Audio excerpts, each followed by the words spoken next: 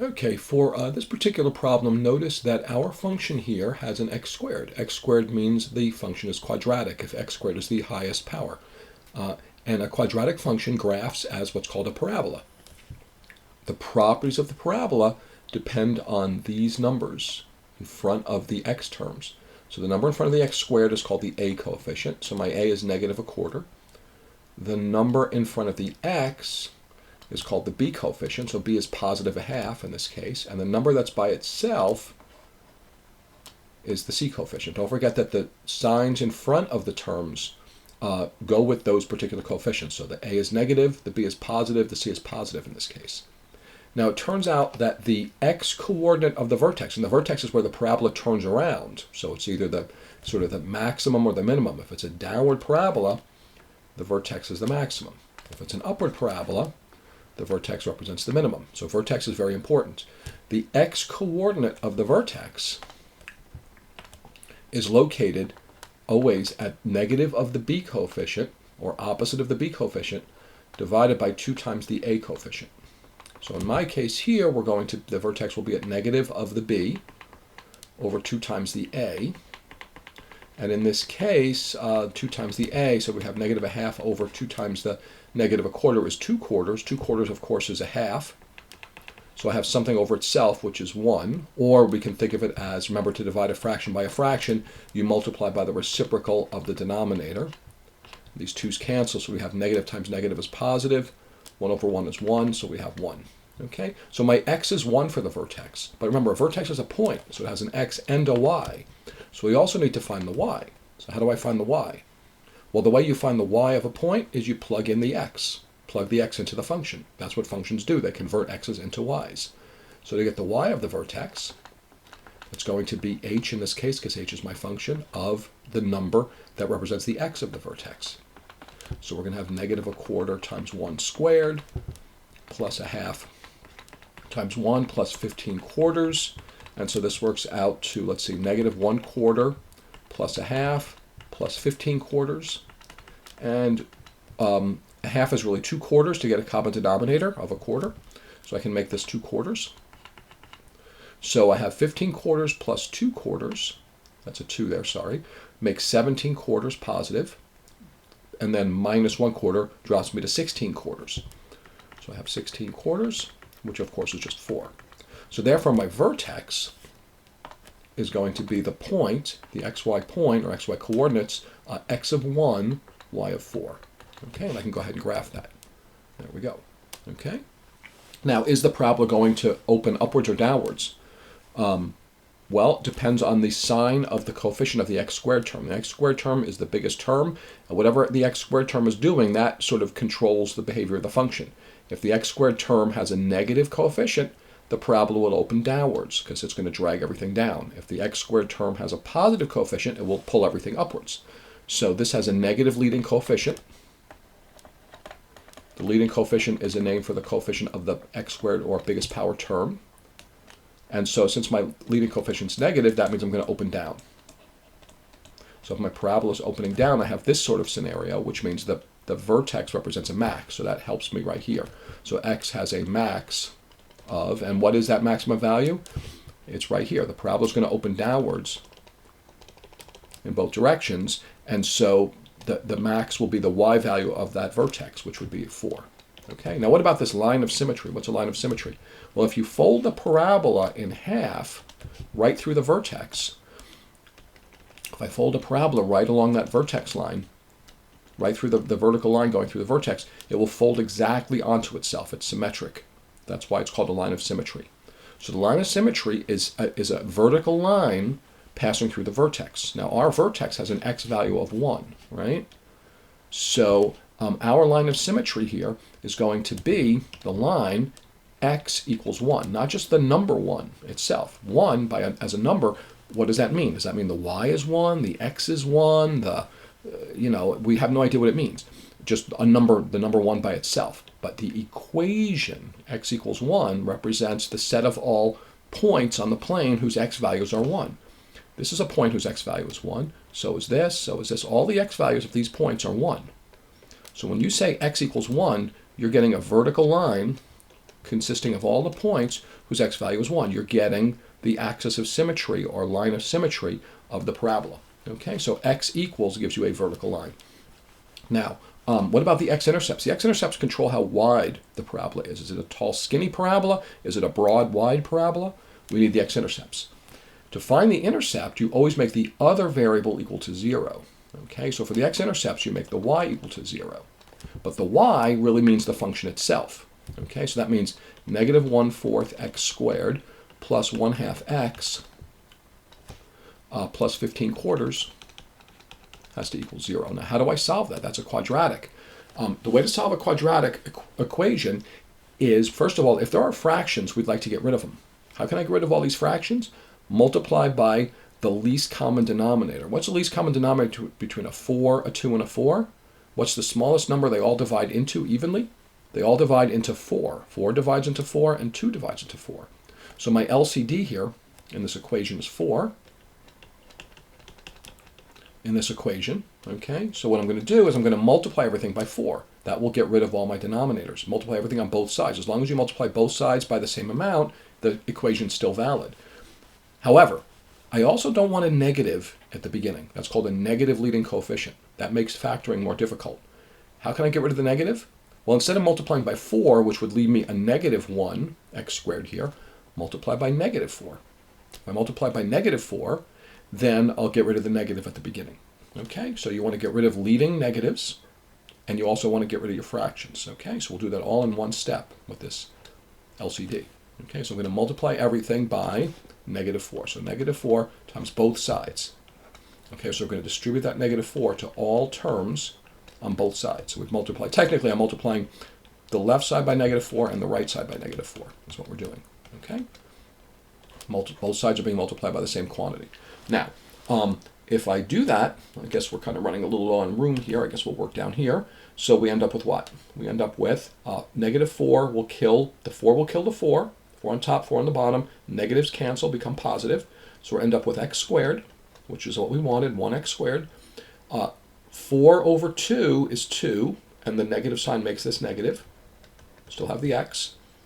4 over 4 cancels, but the negative sign causes the term to become negative. And then 0 times negative 4 is still 0. Okay, so I have a new quadratic equation that will have the same solutions as the original quadratic equation. How do I solve this? Well, hopefully it factors. Otherwise, we have to use quadratic formula. So I know I need x. And how do I make a 15? Well, 15 and 1 or 5 and 3. I need the two numbers to be opposite signs to get a negative 15. So how about if I do negative 5 and plus 3 as my factors? That multiplies to negative 15. It adds to negative 2. So if you do a FOIL on this, kind of a FOIL in your head, let's just check this with FOIL just to make sure it's the right factors. X times x is x squared. Outer times outer is plus 3x. Inner times inner is negative 5x. Last times last is negative 15. And if we combine the like terms in the middle, we have x squared minus 2x minus 15, which is what we wanted, right? We wanted to factor this left side. So that means this is a correct factorization. So how does that help us? Well, if I have two unknown quantities that multiply to 0, I know that either one or both of those unknown quantities has to be 0. The only way to multiply to 0 is to use a 0. If I just ask you, name me two quantities that multiply to 0, guaranteed one or both of those quantities has to be a 0. 0 is the only number with that property. 0 is the only number with the property that to get that number, using multiplication, you have to use that number. Okay, that's why we want quadratics set equal to 0. So that means either the x minus 5 factor has to be 0, okay, or the x plus 3 factor has to be 0. So if either of or both of these is true, we get a solution. So in this case, we'll have x equals 5, and in this case, we'll have x equals negative 3. So those are my x-intercepts, 5 and negative 3, and I can graph those using the graphing tool. And then we can go ahead and complete the picture of the parabola, the graph of the parabola. So it is kind of a broader, flatter parabola in this case, the way it worked out. Okay, and there we go.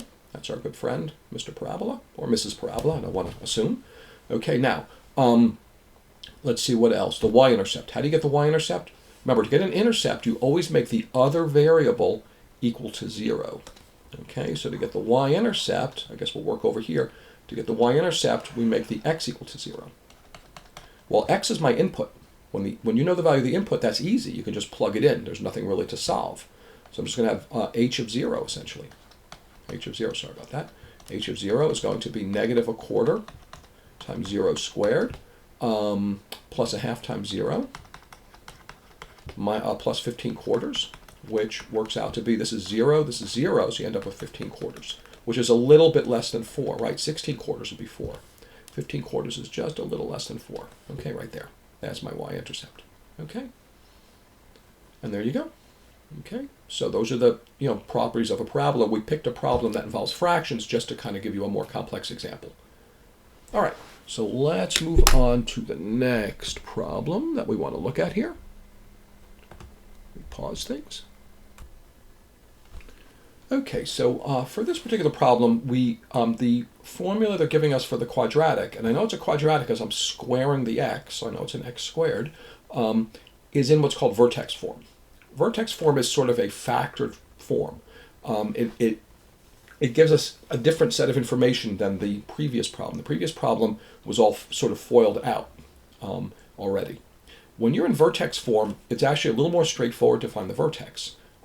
Think of this. Think of y equals x squared, my basic parabola. So here's y equals x squared. Here's a graph of it. Here's my x-axis. Here's my y-axis. Okay, so this is just y equals x squared. What if I want to shift to the left by, let's say, 3 units? How would I do that? Remember, if you shift left or right, you have to operate on the x itself, not outside of the x. You want to operate directly on the x itself to move horizontally. And to move to the left, you have to add 3. Why is that? Because if you add 3, people can plug in 3 units smaller than what they used to plug in to get the same result, because you're helping them by giving them 3. So if you add 3 to the x, you're helping people by 3. They can plug in 3 units smaller to get the same height, so everything moves to the left by 3. Okay? So if I graph y equals x plus 3 squared, I'm helping people by 3, which means they can plug in 3 units smaller and still get the same result. And so now I have this graph. Okay, so the addition of 3 on the inside moves me to the left by 3. Okay, now what about subtraction of, let me label my axes here. What about subtraction of 4 on the outside? If I operate on the outside of the x, I'm not touching the x directly. The 3 is, so the 3 is a horizontal transformation. The 4 is not directly touching the x, it's touching the result of what happened to the x. And so that's a vertical transformation. So this is horizontal, this is vertical. Vertical transformations, the plus and minus sign are more direct. They tell you exactly what's happening. It doesn't act opposite like with the horizontal. With horizontal, plus 3 moves you to the left, like we just discussed. Minus 3 would move you to the right. With vertical transformations, minus moves you down, plus moves you up. Okay, so if I now subtract 4 from my result, that's a vertical transformation. And so I'm going to take the same picture I had before. I'm trying here, I'm not the world's best artist, maybe only the second or third best. Okay, and I'm going to move down by 4. Okay, so I've moved over by 3, so this is negative 3. And now I've moved down by 4. Okay, negative 4. Okay, so that's the location of my vertex. My vertex started life at 0, 0. Then the vertex moved to negative 3, 0 when I moved to the left. And then when I moved down, it moved to negative 3, negative 4 as my vertex. Okay, so I've already got the vertex. And I really didn't have to do any work. I just understand how functions get transformed to read off the vertex. Now, if you read through the textbook, it kind of gives you a slightly different, slightly more, it gives you a formula for this. Basically, it says if you think of things as y equals x minus some number h plus a number k, then the h and the k tell you the vertex. The vertex is going to be at h comma k. Whoops, I'll put a k here and put an arrow. Okay, so hk is your vertex.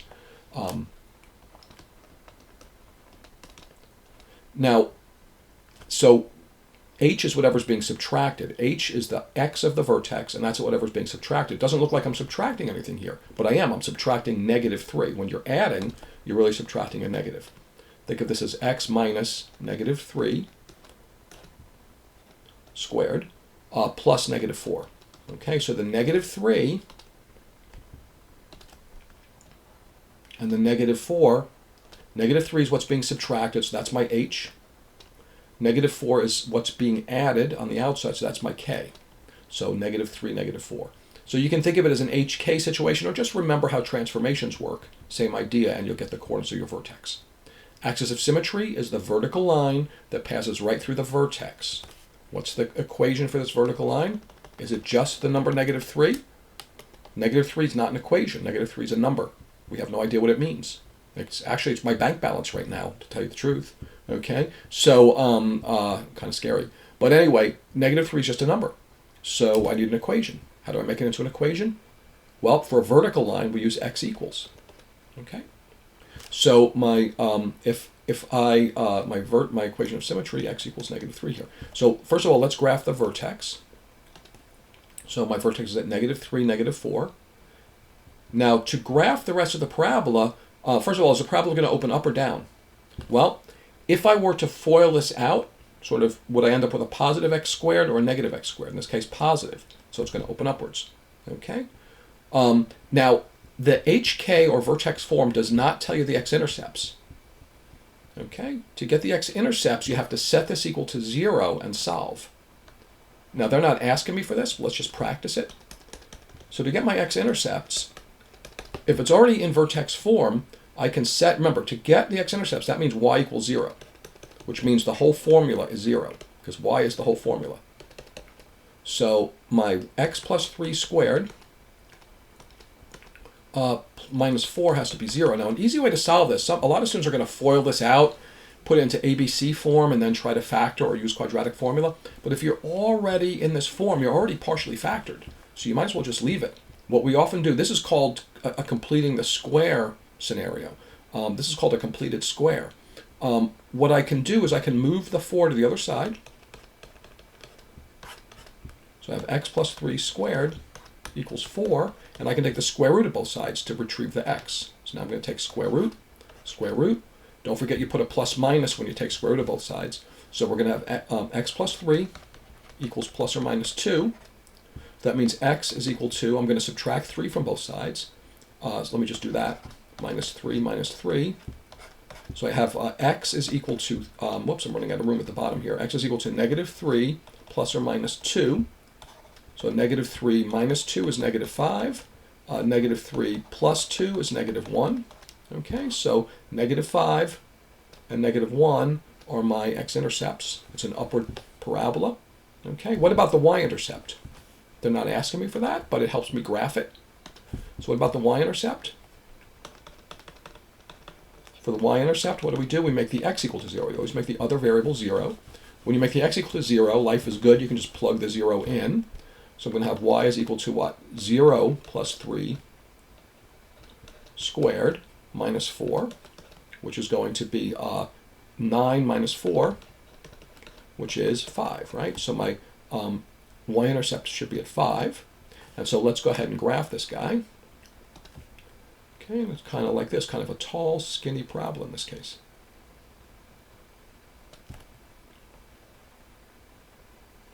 Okay, and there we go. Fun, right? Yep, let me check it, let me Google it. Yep, I just Googled it. Yep, this is fun. All right, so let's go on to the next problem. Okay, so this is our next problem. This is actually problem 12 on the homework if you're following along. The first set of, the first parts of this are pretty straightforward. The last part is the part that gives students difficulty. But let's go ahead and just run through this, and you'll obviously have a different version when you do your own version of the problem. Identify the vertex. There it is. Okay, remember a vertex is a point. Okay, I'll leave that to you. You guys should be able to easily write that. Okay, y-intercept. Don't forget that's a point. They want this as an xy coordinate. Identify the x-intercepts. Again, for the x-intercepts, in this case, sometimes they're a little bit unclear as to whether they want these as points or just as values. But in this case, they want points. Okay, so this is an xy coordinate and an xy coordinate. Again, I'm just indicating that you're going to, put in your XY coordinates here. I'll just kind of put XY. You guys will fill in the X and the Y. Pretty straightforward from the graph. Easy peasy. Borderline lemon squeezy, I think. And then I'm being told full lemon squeezy on that one. Now, what about, so here's the interesting part. Given the x-intercepts, write an equation. Huh? Well, think about it like this. If the graph of the parabola is 0 at a certain x value, what if my parabola has this factor in it? X take away -1. What if that's part of my parabola, part of the formula? What would happen if I plug -1 in for x? If I plug -1 in for x, so let's say that I plug in -1 for x, just out of curiosity. So now if I plug in -1 for x, I'm going to have -1 take away -1. Okay, what's -1 take away -1? That's -1 plus 1, which is 0. Which means if this factor is 0, it means the whole result is going to be 0. 0 times anything is still 0. So in other words, if you subtract off the x value of your x-intercept, so this is your x-intercept, this is the x value of an x-intercept.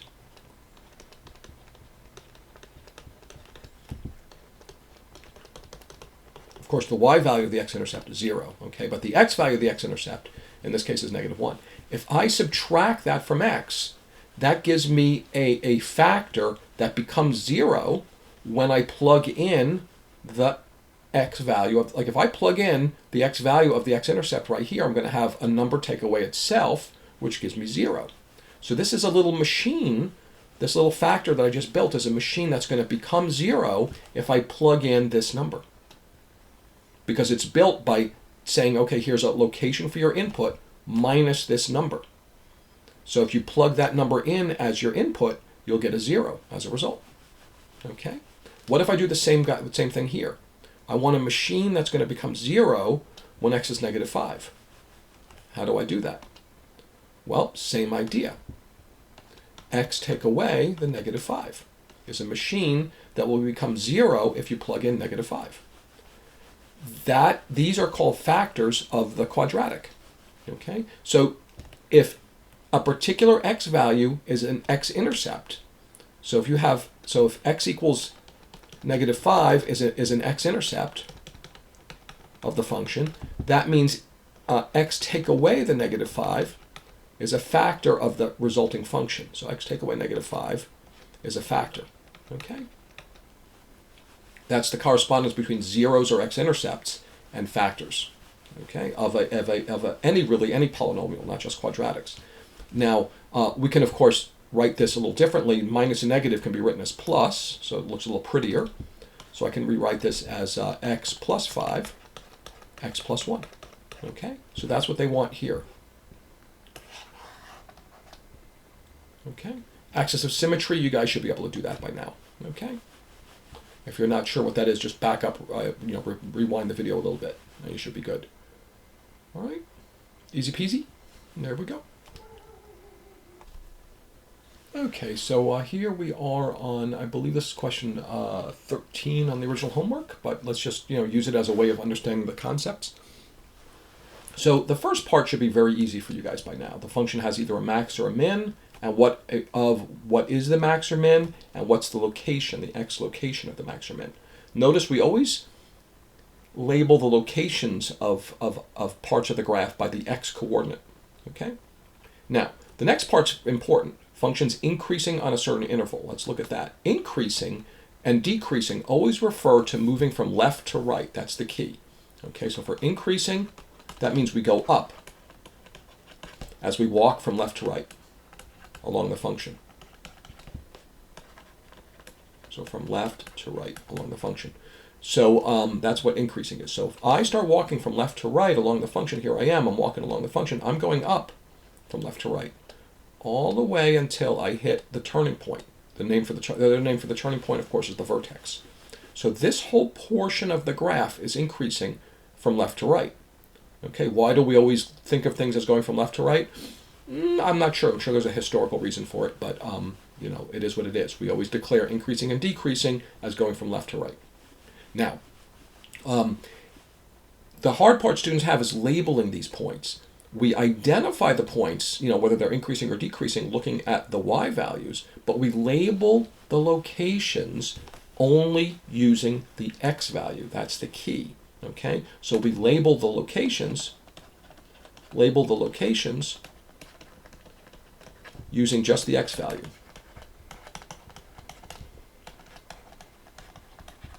of the locations. So this location right here has an x value of, I guess, -4. This location has an x value of -3. This location has an x value of, -2. This location has an x value of like -1.5. Okay, what about if I kept going? What about this location? Okay, that has an x value of -6. Will I eventually, what if I go to like x equals -10? Would I be increasing or decreasing when x equals -10? Well, if I go way down here where I meet the function, I'll be increasing there from left to right. I'm still increasing. I'm assuming the behavior is continuing. In other words, all of these x locations right here, I'll kind of put them in light green for you. All of these x locations are x locations where if you go up or down to the function is going upwards from left to right. So all of these x locations would be part of the increasing interval. The function's increasing at these x values. How can I label this set of x values? Well, the leftmost part of this would be out at -infinity. The rightmost part is where the function turns around, and this function's turning around at -1. Okay, so my increasing interval is from -infinity to -1. Now, the next question is, what kind of brackets do we use? Well, you can't get to infinity. If you got to infinity, it would not be infinity anymore. And then you'd be in big trouble because you'd be the guy that ruined infinity because you got there, right? Ha ha ha. But anyway, so infinity always has a round bracket. What about -1? At -1 itself, you're not increasing or decreasing. You're stationary. You're not going up or down. So -1 is not part of the increasing interval. Increasing stops at -1.00001. It stops just before the -1. The way we indicate that is we use a round bracket. Okay, so my increasing interval here is from -infinity to -1. Again, these are the x values for points along the graph where you're going upwards from left to right. Now, what about decreasing? For decreasing, you go down from left to right. And I guess what's a good decreasing color? I guess we'll go with a light purple. Okay, so for decreasing, you go down from left to right. So think of yourself as walking along the function. As we walk along the function, that's supposed to say walk, sorry, from left to right. Okay, so if I walk along this function from left to right, I'm going downwards all in this region. And that continues, that behavior continues all the way through here. Okay, what are the corresponding x locations? Okay, well, this is an x location where if I go to the function, I'm at a point where I'm going downwards. How about this x location? That's an x location where if I go to the function, I'm at a point that's moving downwards from left to right, etc. In fact, all of these points, all of these x values, these aren't really points, these are x values. All of these x values correspond to points along the function. These are the x coordinates of points along the graph where the function is moving downwards from left to right. So this would be my decreasing interval. The decreasing portion of the graph is this chunk of points right here, but the decreasing interval means the x coordinates of those points. Intervals mean x coordinates of the points, okay? So my decreasing interval, the leftmost point would be -1. The rightmost would be infinity, because I'm going all the way out to infinity here. Whoops, infinity. And however, what about the brackets? Well, you can't get to infinity, otherwise you'd ruin infinity, right? You'd be in big trouble. What about -1?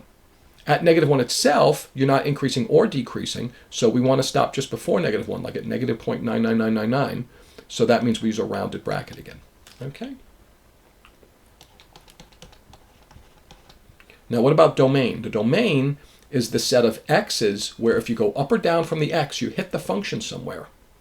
Okay, so it's an x where you hit the function if you go up or down from that x. So if I'm like at -4, if I go up or down at -4, am I going to hit the function? Ka-ching! Bing! Right there. Did you hear it? Wait, let me try again. Bing! Yep, I hit it. Okay. What if I go to like +9? Am I going to hit the function? Well, if I keep going down, I'll eventually, bing, hit it way down here. Okay.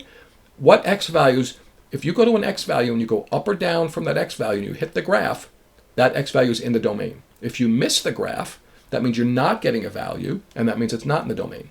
Okay? In this case, no matter what x value I pick, I'm always going to hit the function. How do I indicate that? All real numbers. All the way from -infinity to infinity. That's a lot of numbers. Okay? What about the range? The range is a set of y values where if you go across, you hit the function. Okay? So this is the y values where if you go left or right, from that point, you hit the function. You hit the graph of the function. So for instance, at -8, if I go left or right from -8, am I going to hit the function? Ding! Ding! I hit the function twice. That's part of the range. Okay? What if I go to -2? Ding! Ding! Hit the function twice. That's part of my range. What if I go to +1? Ding! Hit it just once. I still hit it. What if I go to +2? Let me change colors here. What if I go to +2? Right here. If I go across from +2, zoop, I miss the function. Didn't hit it. +3, I don't hit it. +4, I don't hit it. So the x values for which you hit the function, if you go left or right, would go all the way to -infinity. Like if I go way down yonder to -infinity, which is way down here, if I go across, I'm still going to hit the function. Okay? I'm going to hit the function. All these y values, if I go across left or right, I'll hit the function. I'll hit the graph. That property is going to continue all the way up until I get to a y value that matches my vertex. Once I go past the vertex, I no longer hit the function because the function turned back around on me. So this set of y values along here, along the y-axis, that set of y values is my range. The range is the y values. Okay? The range is the y values where you hit the function. All right? Right here. That's the range.